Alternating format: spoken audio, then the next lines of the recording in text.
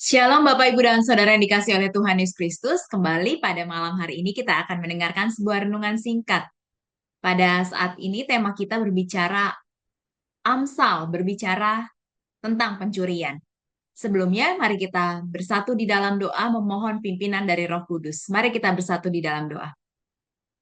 Allah Bapa, ketika saat ini kami ada di tempat kami masing-masing, kami telah melakukan berbagai macam aktivitas sepanjang hari, dari pagi hari hingga malam hari ini. Semuanya boleh terjadi hanya karena kemurahan dari Tuhan saja, hanya karena kebaikan dari Tuhan saja bagi setiap kami. Dan biarlah kami pada saat ini dapat menggunakan waktu yang sudah Tuhan berikan untuk kami dapat membaca dan juga mendengarkan sabda Tuhan. Biarlah kiranya sabda Tuhan ini boleh terus tertera di dalam kehidupan kami.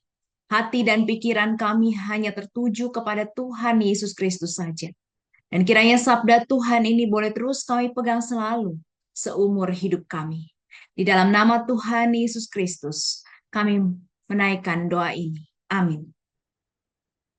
Bapak, Ibu, dan Saudara sekalian yang dikasih oleh Tuhan Yesus Kristus, Amsal berbicara pencurian.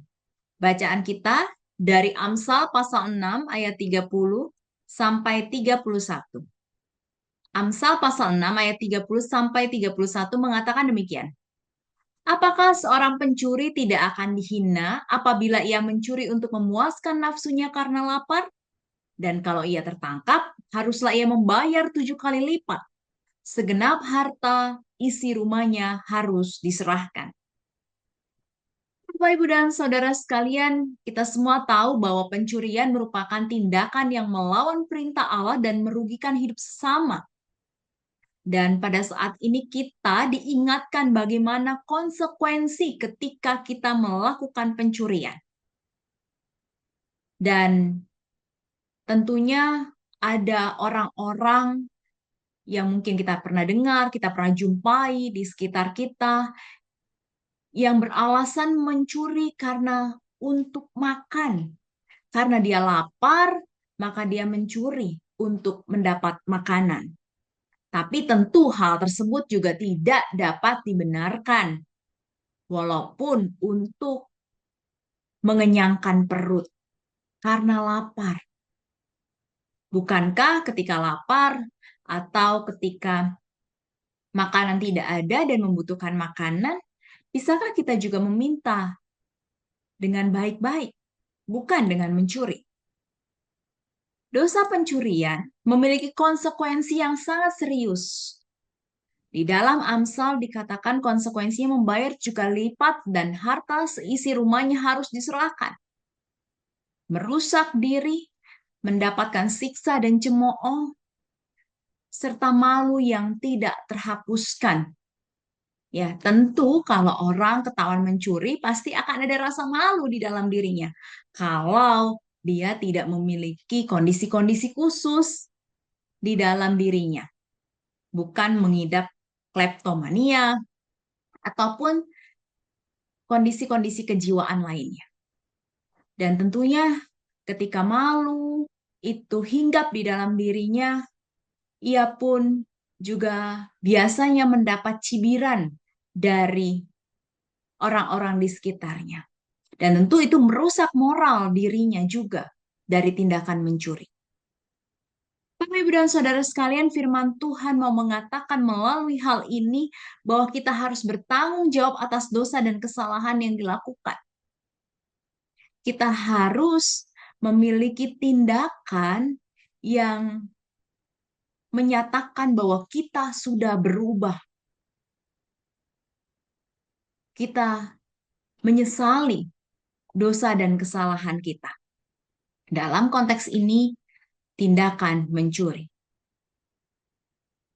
Dan melalui Amsal kita juga diingatkan bahwa setiap kita yang menerima konsekuensi bukan hanya secara pribadi tetapi juga secara sosial. Dan tindakan mencuri tidak dapat dibenarkan dengan alasan apapun. Ya. Lalu bagaimana kita dapat terhindar dari tindakan mencuri dengan dekat kepada Tuhan. Dan ketika kita sudah melakukan tindakan mencuri, mari kita mengakui dan meminta ampun kepada Tuhan. Sehingga Tuhan dapat ubahkan diri kita supaya kita tidak mengulangi tindakan mencuri tersebut. Ya, Bapak, Ibu, dan Saudara sekalian, tentu ini butuh komitmen di dalam diri kita. Mari kita punya komitmen supaya kita dapat terhindar dari tindakan mencuri yang melanggar perintah Allah dan juga merugikan kehidupan sesama kita. Kiranya Tuhan menolong kita dan memampukan kita supaya kita dapat terhindar dari tindakan ini. Tuhan Yesus memberkati kita sekalian. Amin. Mari kita kembali berdoa. Allah Bapa, pada saat ini kami kembali diingatkan melalui firman Tuhan dari Amsal, bagaimana pencurian itu. Bahwa pencurian tentu merupakan tindakan yang tidak sesuai dengan firman Tuhan, melanggar perintah, dan juga dapat merugikan sesama. Dan juga menampilkan kebobrokan moralitas seseorang. Biarlah kiranya Tuhan yang menolong, Tuhan yang memberikan ampun kepada setiap kami ketika kami melakukan semuanya itu. Dan kiranya kami dapat diubahkan Tuhan untuk dijauhkan dari tindakan-tindakan yang tidak berkenan di hadapan Tuhan. Tuhan, kami memohon supaya setiap kami diberikan kesempatan untuk dapat mengubah diri kami. Yang asalnya dari Tuhan saja kekuatan itu ada, supaya kami dapat hidup berkenan di hadapan Tuhan. Di dalam nama Tuhan Yesus Kristus, kiranya kami dapat belajar dari firman-Mu ini. Amin.